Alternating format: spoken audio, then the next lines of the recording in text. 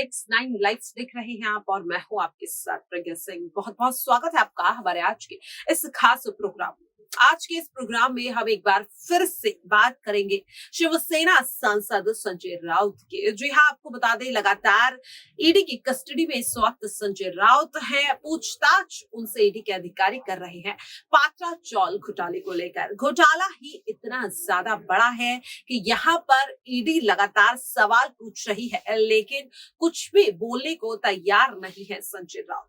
आखिरकार क्यों यहाँ पर संजय राउत कुछ नहीं बोल रहे हैं? क्या वाकई में वो बेगुनाह है इसलिए वो कोई जवाब नहीं देना चाहते, या फिर उन्हें इतना ज्यादा खुद पर घमंड है कि ईडी को वो अपने आगे कुछ नहीं समझते? क्योंकि अगर बात करें संजय राउत की तो न केवल शिवसेना में बल्कि उद्धव ठाकरे की नजरों में भी जो उनका वर्चस्व है वो साफ तौर पर देखने को मिला जब ईडी उन्हें उनके घर से ले जा रही थी और किस तरह से संजय राउत ने अपने गले में पड़े रुमाल को जिस तरह से लहराया और शिव सैनिकों से ये वादा किया कि जा तो रहा हूं लेकिन कुछ नहीं बताऊंगा।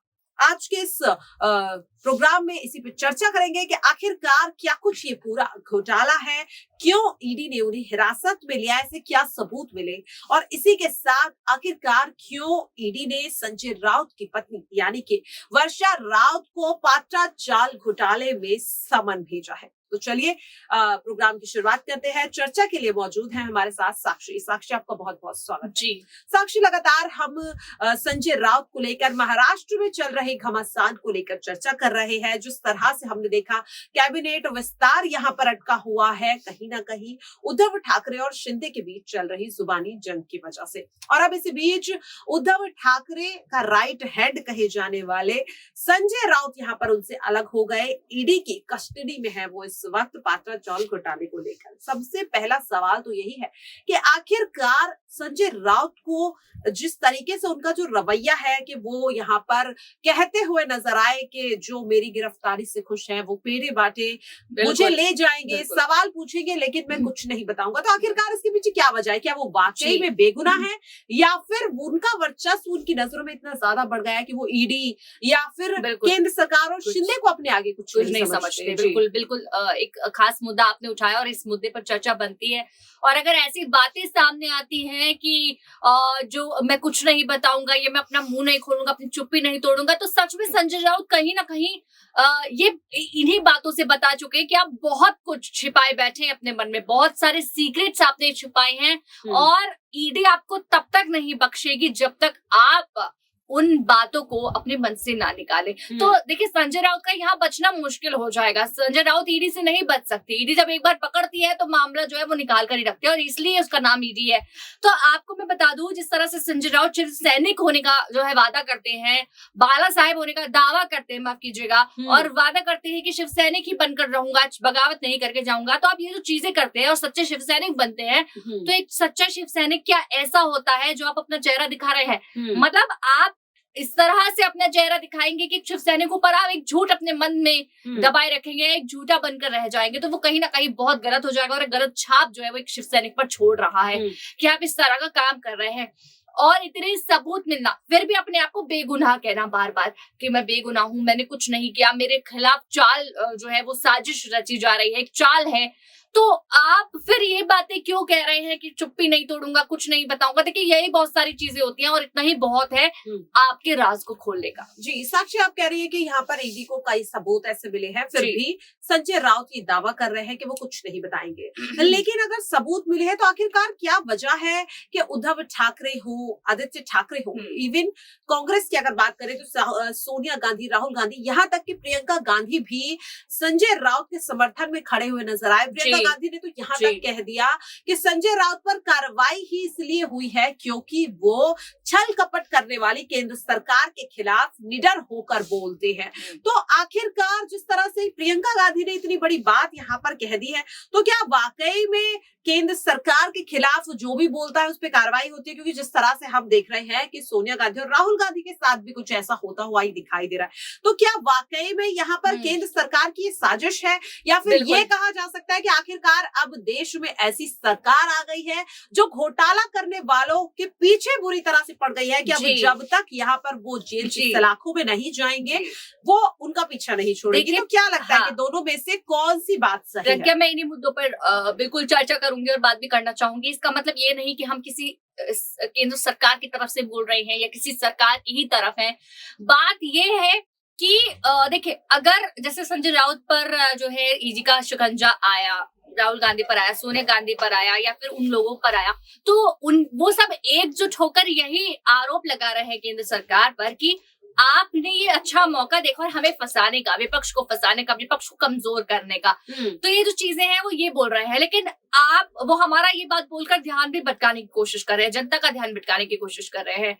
अगर उनको भी मौका मिला, यानी कि केंद्र सरकार को अगर मौका मिल रहा है आपके ऊपर इस तरह का शिकंजा कसने का या फिर ईडी का जो एक्शन है आपके ऊपर लेने का, तो कहीं ना कहीं आपने वो गलतियां की हुई है जिसकी वजह से आज आपके काले चिट्टे खुल रहे हैं।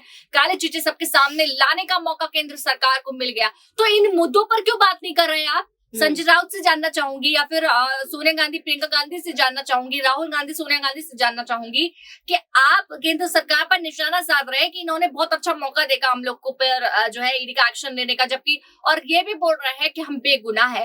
तो आप ये देखिए कि आपने जो गलतियां की है उनको सामने लाने का मौका तो उन्हें आपने ही दिया है ना, तो उसमें उनकी क्या गलती है?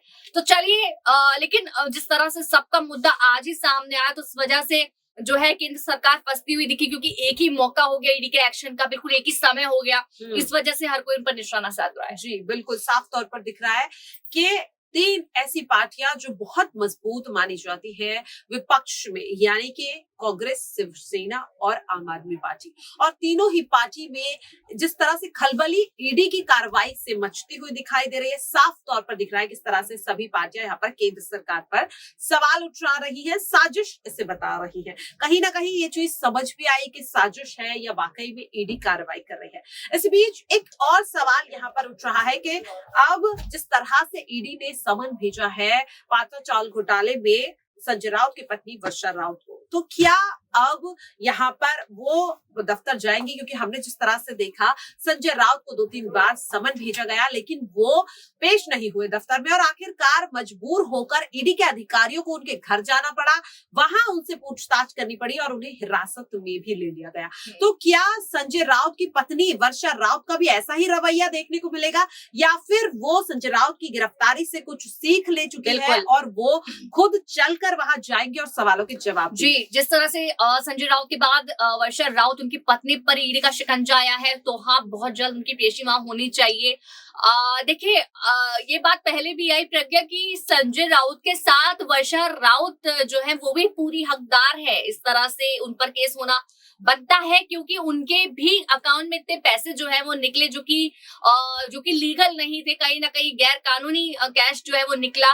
तो ये जो चीजें अमाउंट आया है जिसमें वर्षा राउत का भी नाम आया, उनकी पत्नी का भी नाम आया, तो बहुत नॉर्मल सी बात थी और आम सी बात थी कि ईडी का शिकंजा उन पर आना ही आना है, उनकी पेशी जो है वो वहां होनी और ईडी के सवाल जो है वो पूछे जाने ही जाने हैं।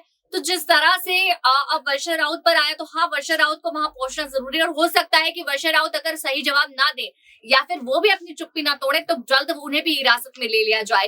तो जिस तरह से अगर ये भी सवाल मैं यहाँ पर खड़ा करूं कि संजय राउत आवाज उठा रहे हैं कि उनको हिरासत में क्यों लिया, शिवसैनिक आवाज उठा रहे हैं कि उनको हिरासत में क्यों लिया, तो देखिए वही बात है कि सबूत जब मिले और सबूत के आगे अगर आप अपना मुंह नहीं खोलेंगे तो आपको हिरासत में ही लिया जाएगा, और वर्षा राउत की भी शायद अब वही हालत देखने को मिल सकती है। जी बिल्कुल, साफ तौर पर देखा जा रहा है कि जिस तरह से संजय राउत के बाद अब ईडी की अगली नजर उनकी पत्नी वर्षा राउत पर है, क्योंकि यहाँ पर उनके पास भी पैसा मिला है, साथ ही जो पात्रा चौल है वहां पर वर्षा राउत के नाम से फ्लैट भी बुक है। तो कहीं ना कहीं जितना यहाँ पर संजय राउत पर ईडी की नजर है उतनी ही वर्षा राउत पर है। समन उन्हें भेजा गया है, लेकिन क्या वो वहां पर पेश होंगी और ईडी के सवालों से क्या वर्षा राउत बच पाएंगी, क्लीन चिट उन्हें ईडी देगी या फिर संजय राउत की तरह वो भी हिरासत में दिखेंगी, जेल की सलाखों के पीछे दिखेंगी। अपनी राय कमेंट बॉक्स में जरूर दीजिएगा।